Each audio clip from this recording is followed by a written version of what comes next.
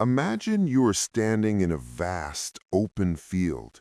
The air is still, the sky is a deep, endless indigo. You see a butterfly, beautiful, vibrant, fluttering just out of reach. You want it. You need to hold it. So you start to run. You stretch out your hands, grasping, reaching, lungs burning as you chase this delicate creature. But the faster you run, the more erratic its flight becomes. The wind from your desperate motion pushes it further and further away. You are exhausted, you are empty, and you are alone. Now imagine you stop. You cease the chase. You sit down in the grass, stillness settling over your bones like a heavy, comforting blanket.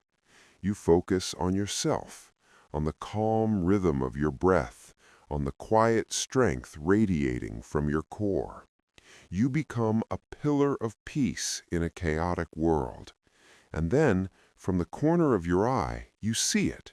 The butterfly returns. It circles once, twice, and softly lands on your shoulder. This is the law of the universe that no one taught you. This is the ancient secret of power. Chasing implies lack. Chasing screams to the world, "I do not have." And the world, being a mirror, reflects that lack back to you. To chase is to repel, but to sit in your own power, to cultivate your own garden, is to become a magnet. Today, we're going to reprogram your mind to stop the exhausting cycle of begging for attention, love, and success. We're going to explore the Stoic art of magnetic attraction, not through manipulation, but through self-mastery. Before we begin this transformation, we must align our energy. I want you to pause this video right now. Press the like button to seal your intention. Subscribe to join the few who understand this power. And in the comments below, I want you to write the number 1111. Do not write anything else, just 1111. This is your signal to the universe that you are ready to shift from chasing to attracting. It is a binary code for new beginnings. Once you have written 1111, let this video play. Do not skip. Let it play in the background while you work, or loop it while you sleep. The words here are designed to bypass your conscious resistance and plant seeds of magnetic power deep within your subconscious. Let the audio wash over you. Let the energy of this video become your own. Chapter 1. The Physics of Desperation. We must first understand the invisible mechanics of why chasing fails. In the realm of physics, every action has an equal and opposite reaction. In the realm of the psyche and social dynamics, this law holds true with a brutal precision. When you chase a person, a goal, or a status, you are emitting a specific frequency.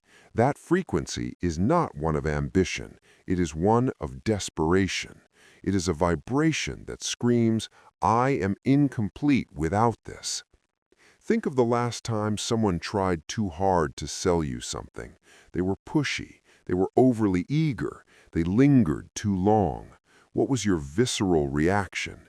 You wanted to pull away. You felt their neediness as a physical weight, an intrusion on your autonomy. Their desire for your money or attention actually repelled you. Now turn that mirror inward. When you constantly text someone who is pulling away, when you overwork yourself for a promotion that isn't promised, when you obsess over metrics and numbers, you are that pushy salesperson. You are projecting a void that you are demanding the world fill. The Stoic philosopher Epictetus taught us a fundamental truth. Wealth consists not in having great possessions, but in having few wants. This is not about poverty, it is about sovereignty. When you need nothing from the outside world to feel whole, you become dangerous, you become powerful, you become magnetic. Consider the energy of a king or a queen. Do they run after their subjects? Do they beg for validation? No. They sit on the throne. They exist. Their power comes from their position of stability. The world revolves around them because they are the center of gravity. When you chase, you are voluntarily abdicating your throne. You are leaving your center of gravity to orbit someone else's. You are making them the star and yourself the satellite. This is a violation of your own nature. Desperation is a low-frequency state. It is rooted in fear, fear of loss, fear of unworthiness, fear of scarcity. The universe, which operates on resonance, cannot bring you abundance when you are vibrating with scarcity. It is physically impossible. You cannot tune a radio to a frequency of 90.0 and expect to hear the broadcast from 105.0. If your internal broadcast is, "I need this to be happy," the universe will constantly provide you with the experience of needing, not having. To stop chasing, you must kill the fear that drives it. You must look at the object of your desire, that person, that job, that recognition, and realize that it does not possess the power to define you. Marcus Aurelius, the emperor of Rome, the most powerful man on earth, wrote to himself, "You have power over your mind, not outside events. Realize this, and you will find strength." This is the core of the physics of desperation. The moment you realize that your internal state is the only thing you truly own, the need to chase evaporates. Why do we chase? We chase because we have bought into the illusion that our value is external. We believe that if we just get that person to love us, we are lovable. If we get that $1 million, we are successful. This is the if-then trap. If I get X, then I will feel Y. Stoicism destroys this trap. It teaches that Y, that feeling of worth, stability, and peace, is generated internally. It is a byproduct of your character, your discipline, and your perception. When you stop chasing, you create a vacuum. This is a terrifying concept for many, but it is the secret to attraction. Nature abhors a vacuum. When you withdraw your desperate energy, you create a space. The person you were chasing suddenly feels the absence of your pressure. They lean in to see where you went. The opportunity you were forcing suddenly has room to breathe and present itself in a new form. By stepping back, you are not giving up. You are creating the aerodynamic conditions for the world to flow toward you. Imagine yourself as a lighthouse. A lighthouse doesn't run around the island looking for boats to save. It doesn't swim out into the storm screaming, "Look at me, I am here." It stands, it shines, it is immovable.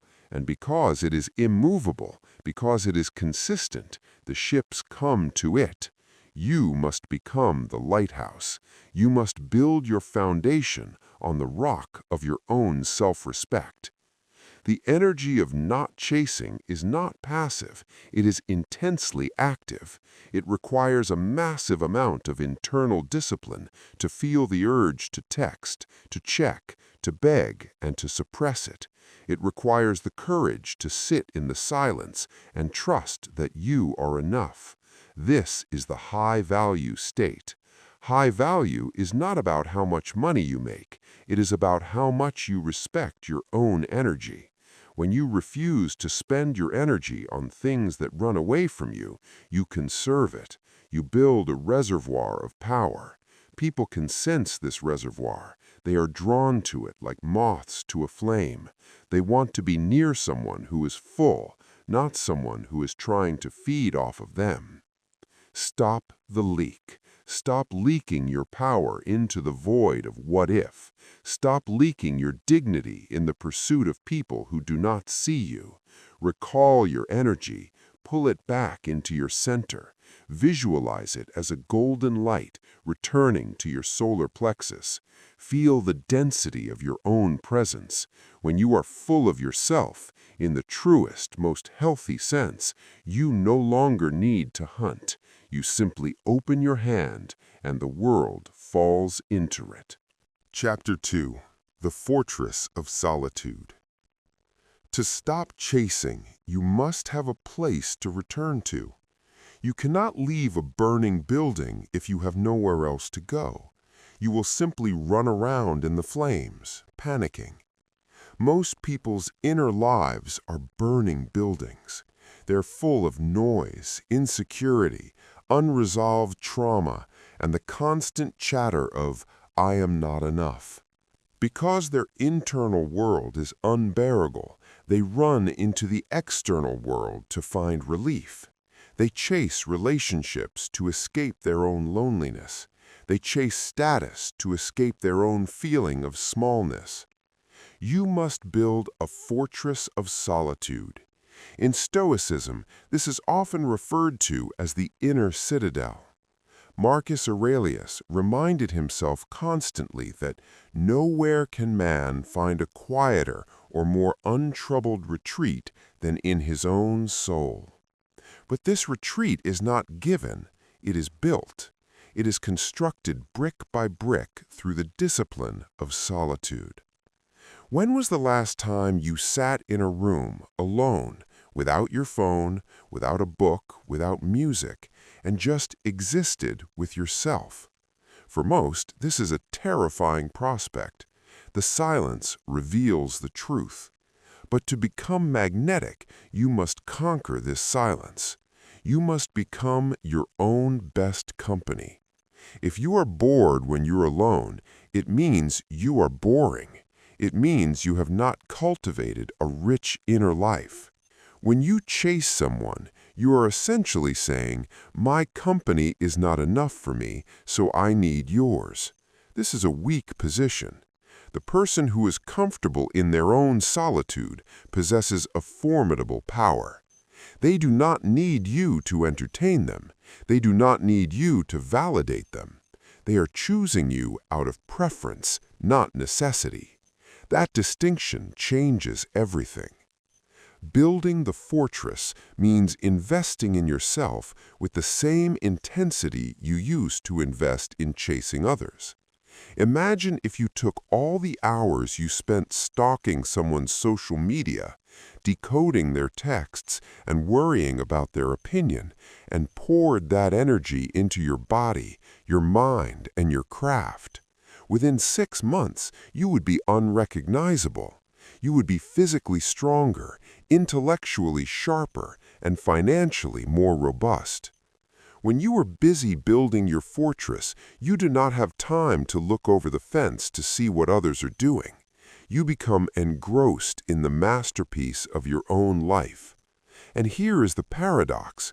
When you are busy, when you are unavailable because you are working on your purpose, people become intrigued. They wonder why you aren't chasing them. They wonder what is so fascinating in your world that you ignore theirs. They come to knock on your door to see what you are building. The fortress protects you. When you have a strong inner core, rejection is no longer a fatal blow. It is merely data. If someone walks away, they are simply leaving your fortress. You remain. The walls remain. The fire in the hearth remains. You do not collapse because your structure was never built on their shoulders in the first place. You must reach a point where your peace is so fortified that the chaos of the outside world breaks against your walls like waves against a cliff. The cliff does not chase the waves. It stands, and the ocean bows at its feet. Chapter 3. The Mirror of Value. The world is a mirror. It does not give you what you want. It gives you what you are. This is a hard truth, perhaps the hardest. If you feel ignored, it is because you are ignoring yourself. If you feel undervalued, it is because you do not value yourself. If you feel like you are always chasing, it is because you are running from yourself. Seneca, the great Stoic statesman, said, "It is not the man who has too little, but the man who craves more that is poor." When you chase, you are vibrating in poverty. You are telling the universe, "I am empty." The universe, acting as a mirror, reflects that emptiness back to you in the form of people who do not want you and opportunities that slip away. To change the reflection, you must change the object being reflected. You must raise your internal price tag. How do you do this? By treating your time, your attention, and your energy as the most expensive resources on Earth. Stop giving your attention away for free. Stop replying instantly to people who take days to get back to you. Stop clearing your schedule for people who treat you as an option. Every time you accommodate disrespect, you are lowering your market value. You are training them to see you as cheap. Think of a luxury brand. Does a Rolls-Royce chase customers? Do they have commercials screaming, "Please buy me," on late-night TV? No, they are rare, they are exclusive, they are hard to get. You have to qualify to buy one. You must adopt the psychology of luxury. You are a limited edition. There is only one of you in the history of existence. Once your time is gone, it never returns. Why are you giving it to people who do not understand its value? When you start treating yourself with reverence, the mirror changes. When you start saying no to things that are below your standards, the universe realizes you are serious. It starts sending you things that match your new vibration. People begin to respect you because you respect yourself. They begin to chase you because you have become the prize. This is not an act. You cannot fake this. If you pretend to be high value, but secretly check your phone every 5 minutes waiting for their validation, you are still chasing energetically. You must truly, deeply believe that you are the prize. You must believe that losing them is their loss, not yours. This requires a fundamental shift in identity. You are no longer the seeker. You are the source. The source does not need the cup. The cup needs the source. Be the water. Be the life force. Focus on generating value, generating ideas, generating strength, generating joy, and let the thirsty come to you. Chapter 4. The Art of Active Indifference. There is a Stoic concept called apatheia. It does not mean apathy in the modern sense of laziness or lack of caring. It means equanimity. It means being undisturbed by the passions. It is the ability to care about the outcome, but not be enslaved by it. This is the art of active indifference. To attract success and people, you must reach a state where you can take it or leave it. This is the ultimate power move. When you're negotiating a deal, who has the most power? The person who is willing to walk away. The moment you are willing to walk away from a relationship, a job offer, or a desire, you hold all the cards. Chasing comes from an inability to let go. You grip the sand so tightly that it slips through your fingers. Active indifference is opening your hand. It is setting the bird free and knowing that if it is meant to be yours, it will return. And if it doesn't, you are still whole. This indifference makes you mysterious. In a world of desperate people oversharing on the internet, crying out for attention, the person who is cool, calm, and collected is an enigma. People are drawn to the unknown. They want to know what makes you so stable. They want to know why you aren't reacting like everyone else. When you practice active indifference, you stop reacting. You start acting. Reaction is weak. It is controlled by the stimulus. Action is strong. It is controlled by the will. If someone pulls away, you don't react by chasing. You act by focusing on your own path. You match their energy, or you withdraw yours completely to invest it elsewhere. This applies to success as well. The more you need to succeed, the more you are prone to anxiety, bad decisions, and burnout. You choke under pressure. But when you detach from the outcome and focus entirely on the process, on the excellence of your work, on the discipline of your daily routine, you enter a flow state. You work better because you aren't trembling with fear of failure. And, ironically, because you work better and don't reek of desperation, success comes faster. Musashi, the legendary samurai, won his duels not just because of skill, but because he was mentally detached from the fear of death. He accepted it. He was indifferent to it. This made him invincible. You must accept the death of your desires. Accept that you might not get the girl. Accept that you might not get the job. Make peace with the worst-case scenario. Once you have accepted the worst, you are free. You have nothing to lose. And a person with nothing to lose is the most dangerous magnetic force in the world. Chapter 5. The Transmutation of Hunger. We must now address the engine of your chasing, your hunger. This deep, primal drive, often manifesting as sexual desire, the craving for status, or the lust for material possession, is not your enemy. It is raw fuel. The problem is not the fuel. The problem is the exhaust pipe. You are venting this nuclear-grade energy into the atmosphere, wasting it on people who do not deserve it and on pursuits that yield no return. Napoleon Hill spoke of sexual transmutation, and the Stoics spoke of temperance. These are the same keys to the same door. When you feel that urge to chase a romantic partner, to send that risky text, to scroll for hours seeking dopamine, you are experiencing a surge of potential creative energy. Most men and women squander this. They release it immediately. They cannot hold the tension. They are like a steam engine with a hole in the boiler, plenty of heat, but no pressure to turn the wheels. You must learn to seal the vessel. When the urge to chase arises, when the loneliness bites, do not alleviate it. Do not numb it with cheap entertainment or cheap validation. Feel the burn. That burning sensation is your power accumulating. It is uncomfortable because it is transforming you.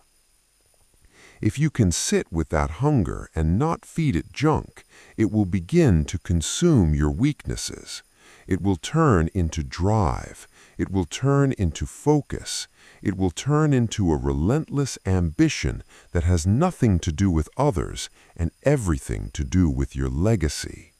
Imagine you are a hunter in the Paleolithic era. You are hungry. If you eat the berries by the side of the road, cheap validation, you will never hunt the mammoth, your great purpose. You must stay hungry to hunt the big game. In the modern world, hunting the big game means building your body, your business, your mind, and your spirit.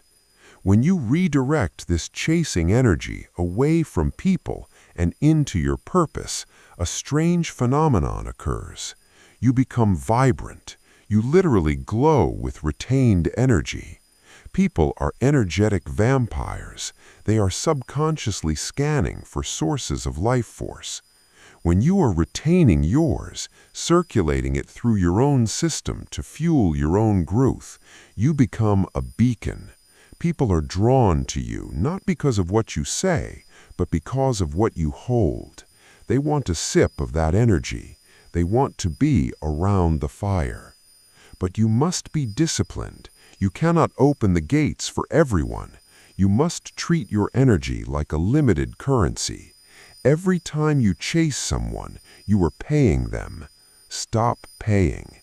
Invest that currency in the bank of you. The compound interest on self-investment is infinite.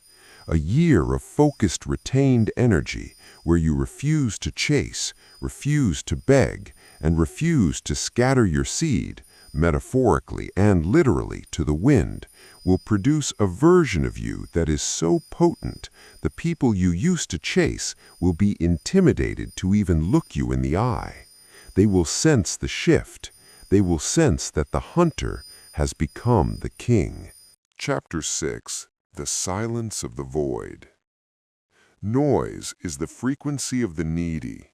Look around you at the chaos of the modern world.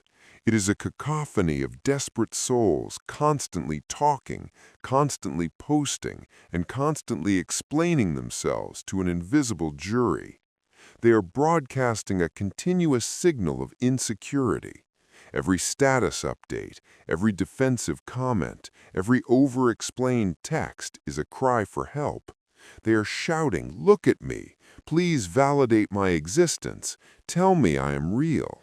But the mechanics of power are cruel. The more you talk, the less you are heard. The more you reveal, the less people wonder. And if they do not wonder, they do not care. To become a magnet, you must cultivate the silence of the void. You must become a black hole of information.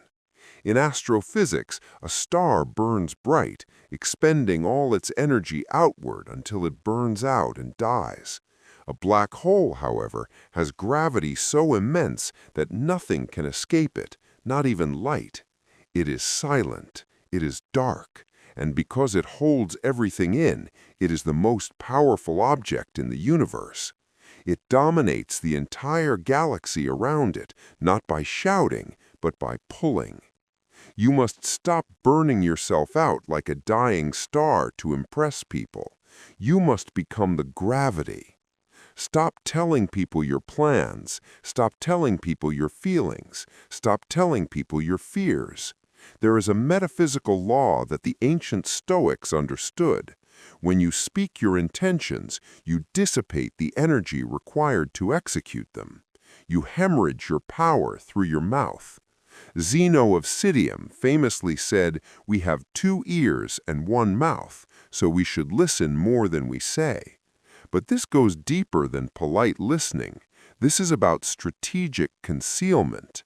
In any interaction, be it romance, business, or conflict, the person with the most information wins. By speaking, you are showing your hand before the game has even begun. When you are silent, you force people to project their fantasies onto you. This is the psychological key to obsession. The human mind abhors a vacuum. It is an engine of storytelling. When it encounters a void, a person who listens but does not speak, who observes but does not judge, it rushes to fill that gap. If you are always available and always explaining yourself, you are a known quantity. You are a paperback book they have already read and discarded. But if you withdraw, if you are vague, if you are private, you become a puzzle. The human mind is addicted to puzzles. People will chase you simply to figure you out. They will text you, call you, and seek you out, driven by the maddening need to know, what are they thinking? Why are they so calm? They will obsess over you because they cannot define you. This is not about playing games. It is about protecting your sovereignty. Your inner world is a sacred space, the holy of holies. Why are you treating it like a public market square? When you stop seeking an audience for your every thought, you validate yourself. You are making a powerful declaration. I know who I am, and that is enough. This self-containment is incredibly attractive because it signals the highest form of status. The nervous intern babbles. The middle manager explains. The CEO listens. The king speaks only when necessary, and when he does, the room shakes. The jester dances and makes noise to please the court. The king sits in stillness and is the court. Create a void in your daily life. If you usually text back instantly with paragraphs, stop, wait, send a simple sentence. Let them sit in the uncertainty. If you usually overshare on dates because you fear the silence, stop, lean back, look them in the eye, let the silence stretch. In that tension, attraction grows. If you usually brag about your wins to get a pat on the back, keep them secret.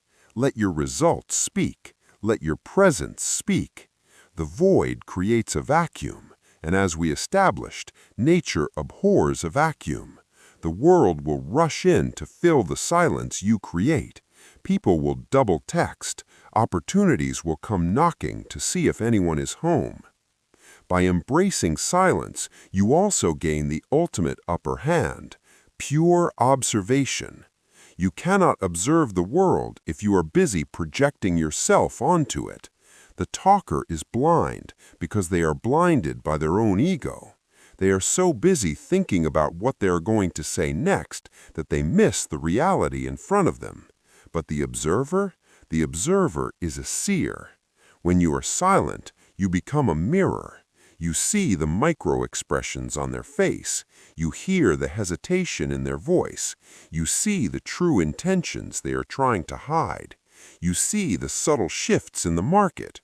You become a predator in the most noble sense, calm, watching, waiting.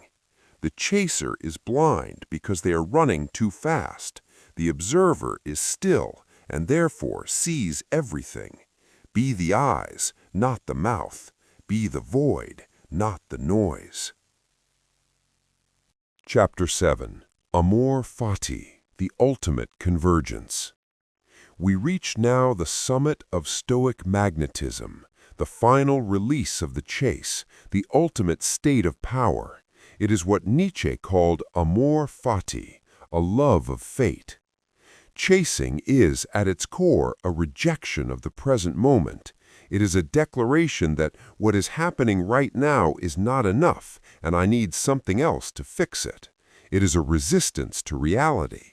This resistance creates friction, and friction kills flow. To let the world come to you, you must fall in love with reality exactly as it is. This sounds counterintuitive. If I accept everything, won't I become passive? No, you become frictionless. You become like water. Water does not chase the ocean. It flows to it inevitably because it follows the path of least resistance. When you accept your life, your current struggles, your current loneliness, your current bank balance, without judgment and without panic, you align yourself with the logos, the rational order of the universe. When you stop fighting reality, you stop emitting the energy of conflict. You enter a state of radical acceptance. I am here. This is where I am meant to be. I will do my best from this position. This surrender is not defeat. It is the ultimate victory. It releases the brakes. Think of a man or woman who is desperate for a relationship. They are fighting their singleness. They hate it. They resist it. This resistance creates a jagged, repellent aura. Now think of someone who loves their life, who accepts their singleness, who sees it as a gift of time and freedom. They are at peace. They are amor fati. Because they are at peace, they are pleasant to be around. They are light. And because they are light, love flows to them effortlessly. Amor fati turns every obstacle into fuel. If you get rejected, you do not chase. You say, "Good. This is fate protecting me from the wrong path." If you lose money, you do not panic. You say, "Good, this is a lesson in resilience." You become anti-fragile. Nothing can hurt you because you have already agreed to accept whatever happens. When you reach this state, you are no longer chasing success. You are success. Success is not a destination, it is a manner of traveling. It is the capability to stand in the storm and smile. The universe falls in love with the stubborn soul who refuses to be broken by it. The world comes to you because you are the only one not trying to take something from it. Everyone else is a beggar, trying to steal happiness, trying to steal validation. You are the one person standing with open hands, saying, "I accept." You are the one person who is whole. You have stopped running. You have built your fortress. You have raised your value. You have silenced your noise. You have transmuted your hunger, and you have loved your fate. You are no longer the chaser. You are the destination. Stand still, breathe, and watch the world rotate to find you. You have heard the truth. The frequency has been set. The old version of you, the beggar, the chaser, the worrier, is dissolving right now. Do you feel the weight lifting? That's the burden of other people's validation falling off your shoulders. You are no longer defined by who wants you. You are defined by who you are. You are now the lighthouse. You are now the inner citadel. As you go back into the world, do not speak of this transformation. Do not announce it. Just be it. Let them wonder why you are different. Let them wonder why you no longer run after them. Let your silence be your loudest message. Watch as the texts start coming in. Watch as the opportunities align. But remember, when they come, do not lunge. Stay on your throne. If you have listened to the very end, it means you are not here for entertainment. You are here for evolution. You are the exception.